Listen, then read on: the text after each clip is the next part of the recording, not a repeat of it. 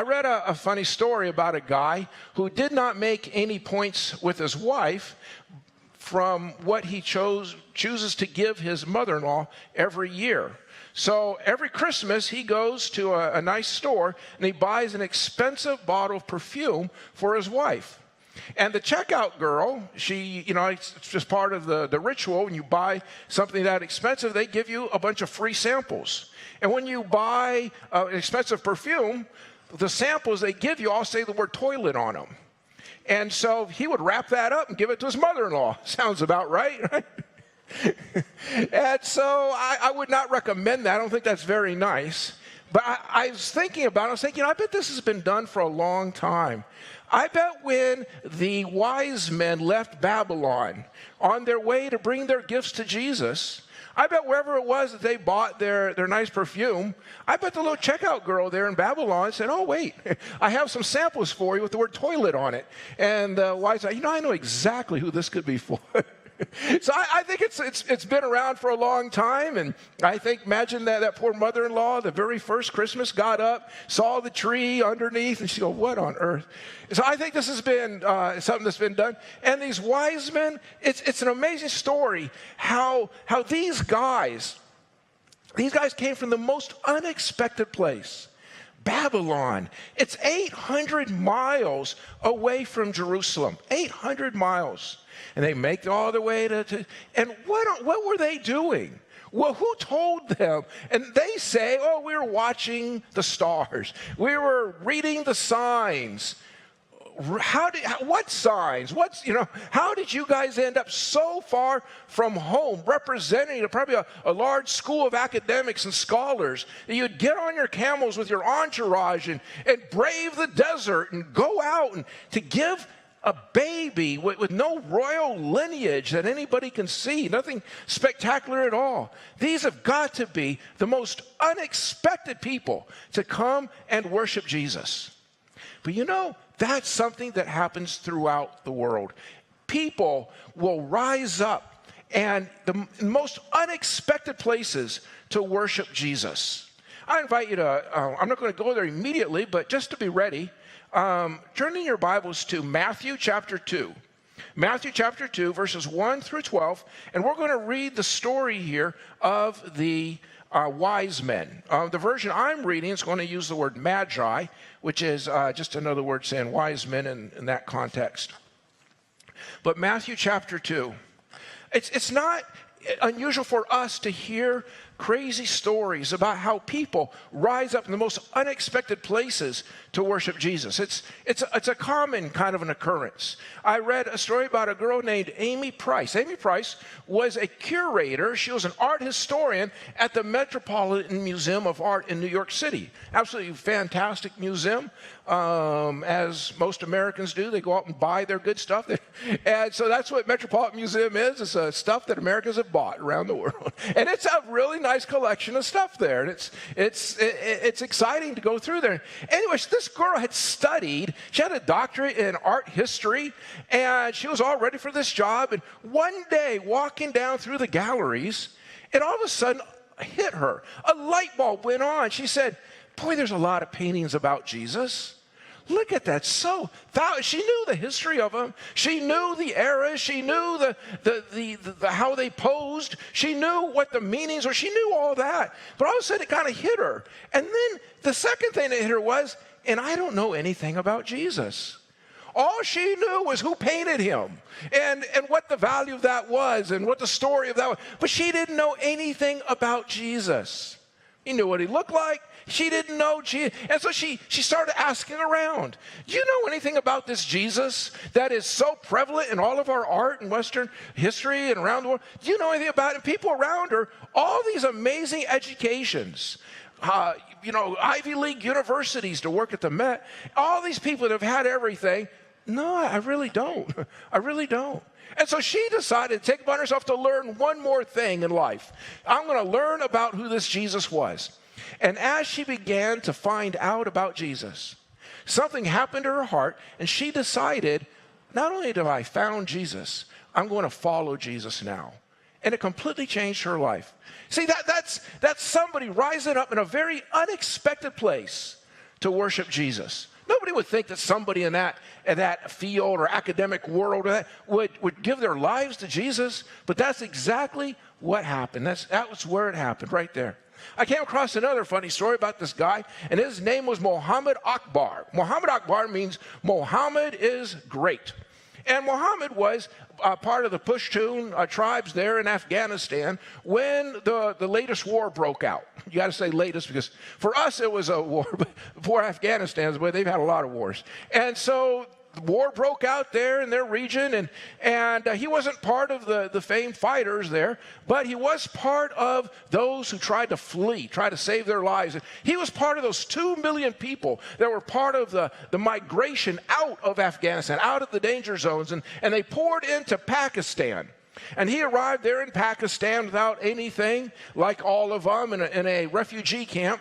And as he's walking around the camp, as bored as can be, and I've understood that is one of the problems with refugee camps, they're boring places to be, and he noticed that somebody was showing a film. And it just happened to be the Jesus film, the film that we're supporting around the world in one of our offerings here. And so he thought, I'll go into that theater and I'll watch this film to find out what kind of a God our enemies are worshiping. I need to know this. And so he went in to learn about this God, and he watched the whole story. He watched Jesus being born. He watched Jesus killing people. He watched Jesus being abused. Jesus being crucified. And he just said, yeah, I've seen all this. This is a really normal story. But the moment when they nailed him to the cross and they lifted the cross up, he knew exactly what was going to happen, or so he assumed. What he thought was, this is the moment where he's up there and he's at his very weakest point. This is the point where he calls down fire from heaven and it burns up all of his enemies. Yep, that's what's going to happen. And he sat there in his chair, the only one in the theater, waiting for this moment of great revenge. And it didn't happen. Instead, the camera goes a little bit closer into Jesus, and what Jesus said was, forgive them, for they do not know what they do. He said, forgive them. Forgive them. He says, if this Allah is the one that forgives people that do that to him, he says, that's the kind of Allah I want to have. And in the most unexpected place, he rose up and started to follow his Allah. And he changed his name. He doesn't want to be called Muhammad Akbar anymore. Now he wants to be called Akbar Messiah, which means the Messiah is great. And he wants to go, and there he goes. And I think in a refugee camp, in a terribly oppressive Muslim environment, here this guy somehow breaks away and finds who Jesus is and decides, I'm going to follow him. I'm going to follow him. I tell you, that story is over and over. And let me ask you, what's your story? Because it's amazing who we're sitting next to. We have people that have found Jesus while in refugee camps fleeing from war in our church. We have people here who have found Jesus in very academic settings. We have people here who have found Jesus at work where everybody thought everybody was an avowed atheist. But somebody took the time to share with them a little bit about this Jesus that they didn't know anything about. And all of a sudden, as they found out more about him, it wasn't too much longer, they decided, you know what, I am going to follow this Jesus.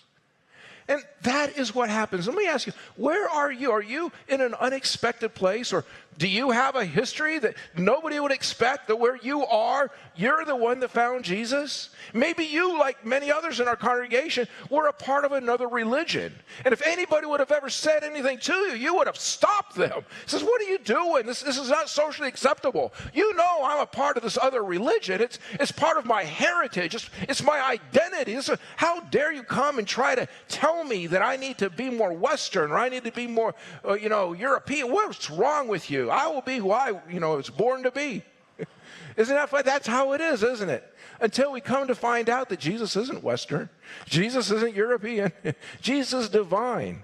And Jesus reaches out to all of us, and all who are following Jesus, all who have found out who he is and have made a decision to follow him are following Jesus and nothing else. We're following God as God reveals himself to us. That's who we are. Let me ask you, where is it? Are you on the unlikely, unexpected scale where you might have risen up, or you're even considering, if I did follow Jesus, boy, that would blow everybody's mind. Nobody would expect that I would rise up to follow Jesus. And that takes us right to our good wise men. There they are in Babylon. And you say, well, how did that happen? How did people from such an unexpected place rise up and make their way to and end up in Bethlehem where they would worship Jesus? You know, we don't know.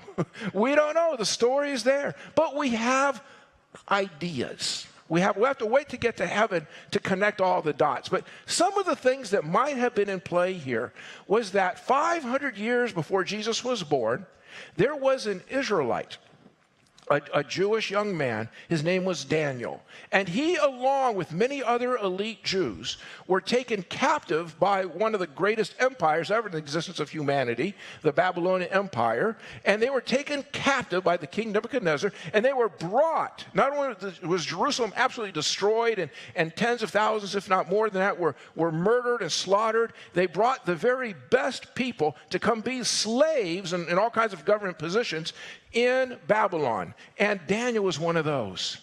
And Daniel is one of those that if you would read back in Daniel, anywhere you want to read in the book of Daniel, in the Jewish Bible, in the Old Testament, you will hear the story about how this guy would rise up in the most unexpected place and worship God. He was not somebody who backed down at all. He said, I know who I am, and I know who God is, and I know what I do. I worship God. And he made no bones about it. He invited other people to worship with him. He paid a terrible price for it, but he knew the value of being faithful to God and being loyal to God. He knew he was a smart cookie. He knew how to do that, and he wrote a lot. If you read the book of Daniel, you'll be amazed. He has all kinds of numbers and theories and ideas, and sometimes people read that and they say, he knew when Jesus was going to be resurrected. He's got it down almost to the day. So many days that he lists out. So we don't have all the facts that the wise men might have had at their disposal. They've been lost in history. But regardless, these guys had enough paperwork. They had enough of a trail to say, it's time to go see this Jesus. It's time to it's being born, the Savior. And this is Daniel's thing. This is Daniel's thing, as it is all the way through. He says, yeah, here we are in Babylon. It's a big government. It's a mighty empire. We scare everybody. We own everybody. As far as we can hear, we go there and we conquer. Oh, yeah, that's how it is. But there is coming a king who will obliterate all the kingdoms of this earth. And there will be nobody who can stand up to this king. And this king will not wait for another king to come and obliterate him, as is often the cycle. This king will be worshipped, and this king will remain forever and ever and ever. And his kingdom will be a place of peace. He will rule with gentleness and thoughtfulness and kindness. He will be somebody who the people will prosper greatly under, a kingdom that will never end. And this is what Daniel talked about. And this is the king that the people came to worship all the way from Babylon, made all their way to see this eternal king that was going to transform politics, going to transform the future of the world in every way. And they made their way and they found Jerusalem, as far as they got, and they didn't know that it was in Bethlehem, only 5 miles outside of Jerusalem. So they go to, terrible, terrible king, far worse than any modern dictator or serial killer we have, King Herod. Caesar Augustus said of King Herod, you're better off being Herod's pig than his son. Because he was incredibly jealous of anybody that just rose a little bit, got any little bit of attention, he'd chop their head off. And so they went to King Herod, and they did not say the right words. They said, we're here to worship the king. We're here to worship the new king of Israel. And oh boy, not the right word. But you know what? Herod played it cool because he wanted to chop Jesus' head off. So he said, okay, Well, this is what we're going to pick up. This is what we're going to pick up. And Herod, he had to ask his own priests. Now get a load of this. 5 miles from Jerusalem, and he has to ask his own priest because he doesn't know what's going on. And it doesn't seem like even the Jewish priests knew what was going on. But people who lived 800 miles away, the most unexpected people, rose up and came to worship you. Well, let's go ahead and start in this passage. And Matthew chapter 2. After Jesus was born in Bethlehem in Judea, during the time of King Herod, Magi from the east came to Jerusalem and asked, "Where is the one who has been born King of the Jews? We saw his star when it rose and have come to worship him." When King Herod heard this, he was disturbed, and all Jerusalem with him. They knew what it meant. When he had called together all the people's chief priests and teachers of the law, he asked them where the Messiah was to be born. "In Bethlehem in Judea," they replied, "for this is what the prophet has written.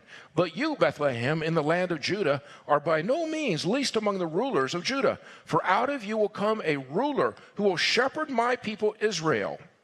Then Herod called the Magi secretly and found out from them the exact time the star had appeared. He sent them to Bethlehem and said, "Go and search carefully for this child. As soon as you find him, report to me, so that I too may go and worship him." After they heard the king, they went on their way, and the star they had seen when it rose went ahead of them until it stopped over the place where the child was. When they saw the star, they were overjoyed. On coming to the house, they saw the child with his mother Mary, and they bowed down and worshiped him. Then they opened their treasures and presented him with gifts of gold, frankincense, and myrrh. And having been warned in a dream not to go back to Herod, they returned to their country by another route. And so we have here the story of how the wise men came all the way from the most unexpected place to come and to worship Jesus. It says it 3 times in a short passage. They came to worship Jesus. That's a big deal. From the most unexpected place, they came to worship Jesus. And you and I, we can sit here and we can think, what was wrong with those people, the Jews living there only 5 miles away from Bethlehem? Shouldn't they have been all ready? Shouldn't the banners have been out? Shouldn't, they have had a parade the day Jesus was born? If somebody 800 miles away in a completely different religion, in a completely different situation, if they knew it, that this was your big day, shouldn't I have known it was my big day? And here we get a quick little lesson. And the idea is that sometimes we know the truth and we don't act on it. Sometimes we just let it lie and we move on. But the Bible, and especially Jesus, says that that is a very dangerous way to behave. If you know what the truth is and you don't act on it and you don't respond to it, things aren't going to go well for you. There's a responsibility, there's an accountability to how we respond to the truth, to how we respond to who God is. And things didn't go well for those, the Jews living there in Jerusalem. And it's up to us today to say, you know what? People in the most unexpected places are coming to know Jesus. You know, one of the most common questions people around the world ask of Americans is, why aren't your churches full? Because they love going to church, except their government doesn't let them go to church. They would love to be able to study the Bible, except their government has outlawed their Bible. They would love to go, to be with people. They go, but they just have one obstacle after the other, after the other. And here, what do we have? Wide open doors and people that are just too busy with what? I don't know, all kinds of stuff, right? Life is busy, and off they go. You don't think God watches that and makes some adjustments in his thinking? Well, what's going on here? How can that be? Why is it the gospel true for them, but for us, let me just put on a shelf for a little bit and walk away from it. Maybe I'll come back when I'm less busy or a better phase of life or where I have less to lose. I don't know. But that's a big deal. The second thing I want to say about this is this. The wise men, when they came to Jerusalem, they still came to ask.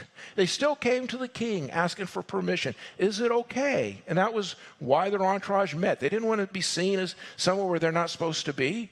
They wanted to know that they'd be welcomed. Did you know that we haven't changed at all?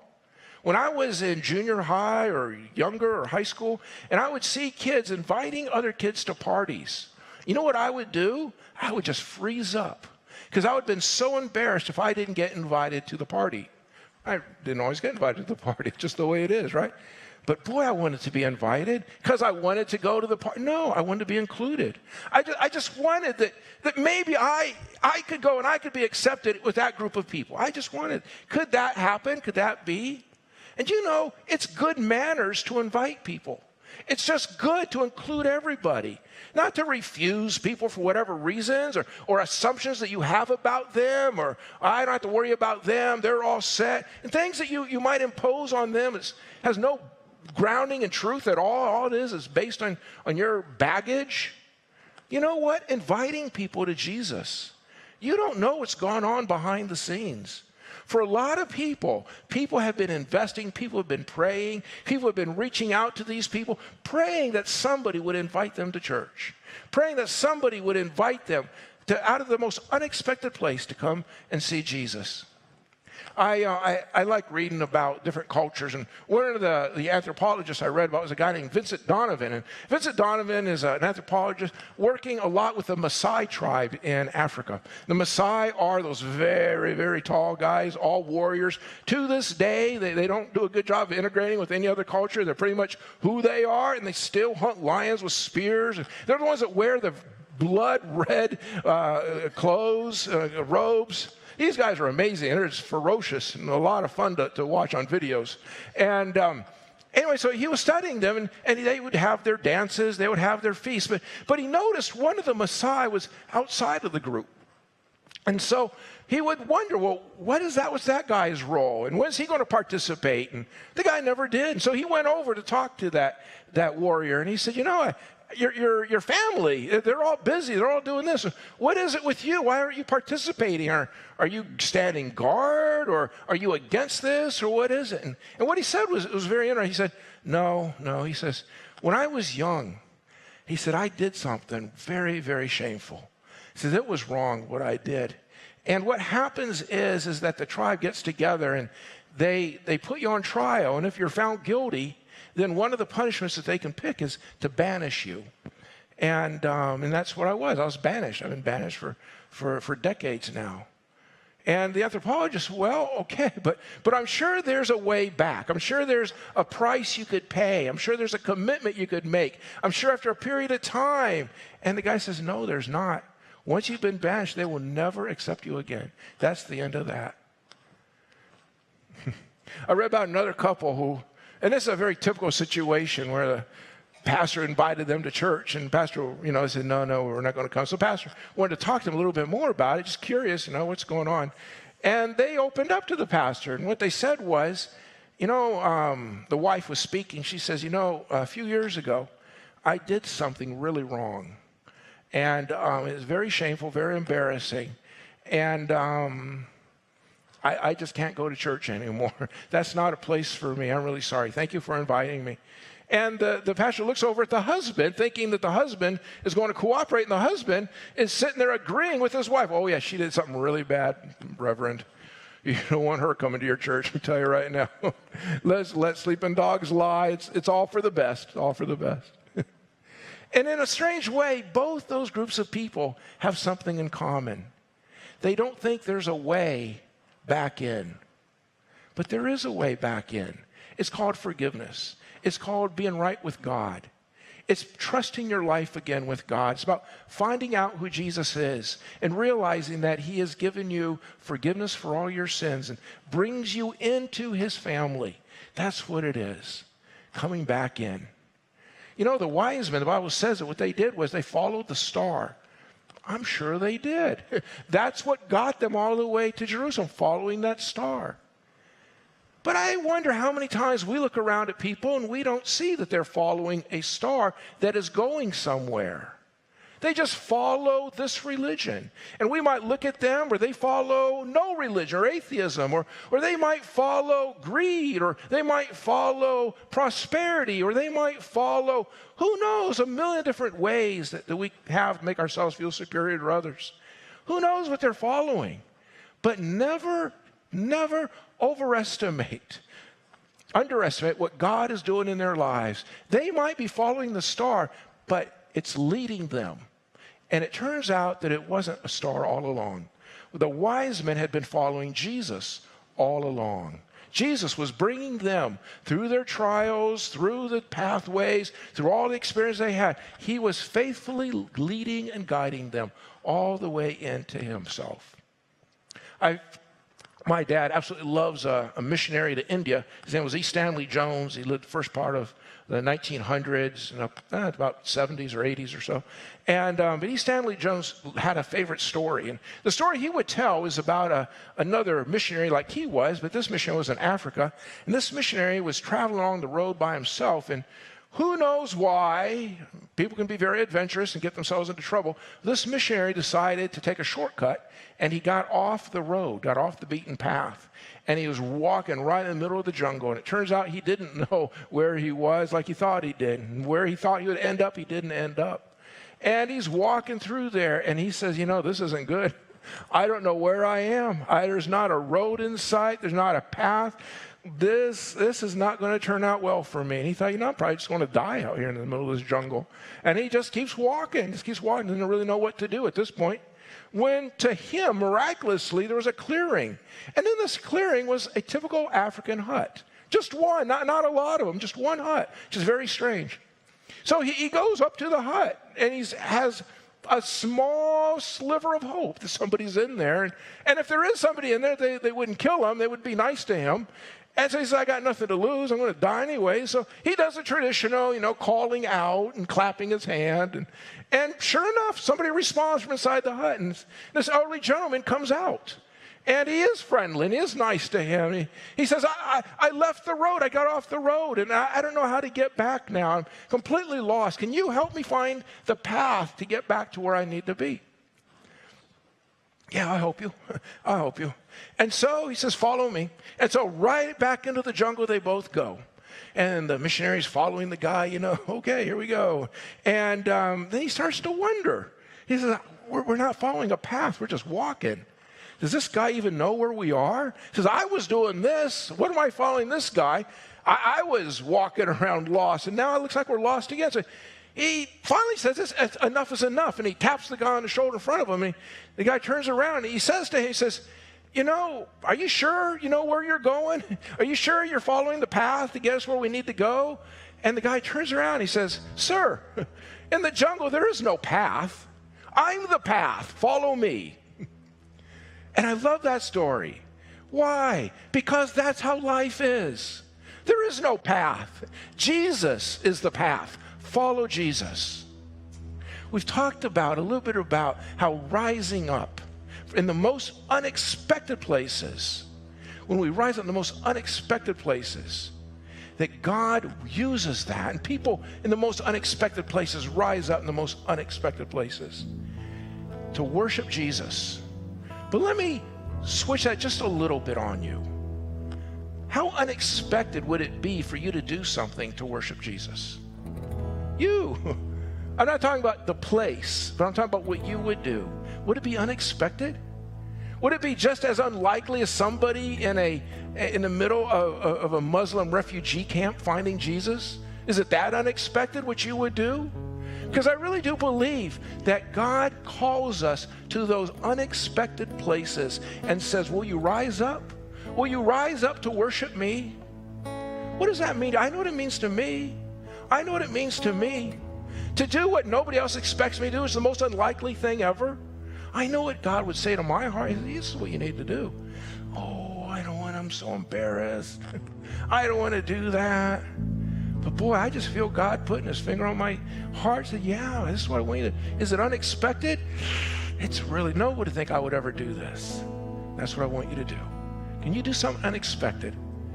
Can you rise up and do something unexpected out of worship for me? Out of worship for me. As Christians, we have a long history of that. We're not the first. We're not alone. The next generations are going to do the same thing. They're going to rise up in those unexpected places to worship Jesus. I think in this moment of time, in this place that we have, that's what we have to do. It's our turn. The previous generation did it. The next generation will do it if we set the example. We show what it means in the most unexpected way to rise up and to worship Jesus. I invite you to ask yourself, what does that mean? What does that mean when I meet Jesus? Maybe for somebody here today, it's I don't even know Jesus. I'm just finding out about him right now. But let me tell you how easy it is to start following Jesus. It's this easy. Jesus, I'm going to follow you. That's all it is. Because words are cheap. If it comes from your heart and you mean it in your heart, this is what I'm going to do. It doesn't take more words than that. Jesus, I'm going to follow you. I used to follow other ways. I used to go other ways. I used to do this. I used to do that. But no more. I'm now going to follow you. I'm now going to follow you. That's all it is. Maybe that's you today, saying, I'm going to follow you, Jesus. And if it is, I want you to pray with me just very quickly. And maybe you're somebody who's just kind of gotten a little cold. Kind of not like people who live in very oppressive political regimes where Christianity is not allowed. You take a lot for granted and kind of taking it easy. Maybe you're down on that kind of a hill. I'd invite you to come back to Jesus. Say, gee, what would be unexpected of me? What would blow other people's minds away? How would you use me to worship you?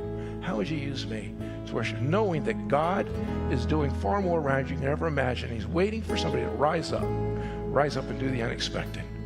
Today, let's make that commitment. All right, this week, this is what I'm going to do. On this day, this is what I'm going to do.